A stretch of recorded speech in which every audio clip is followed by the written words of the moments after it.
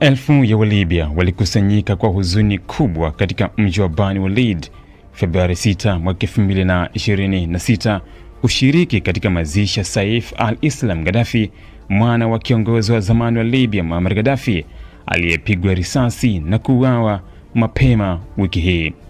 Tukio hili limeacha taifa zima katika mshtuko na limechochea hisia za huzuni, hasira na hofu kuhusu mustakabali wa siasa na amani ya nchi hiyo. Msafara wa mazishi ulianza asubuhi na mapema ukiwa na umati mkubwa wa waombolezaji uliofuata jeneza la marehemu lililopangwa kwenye gari maalum.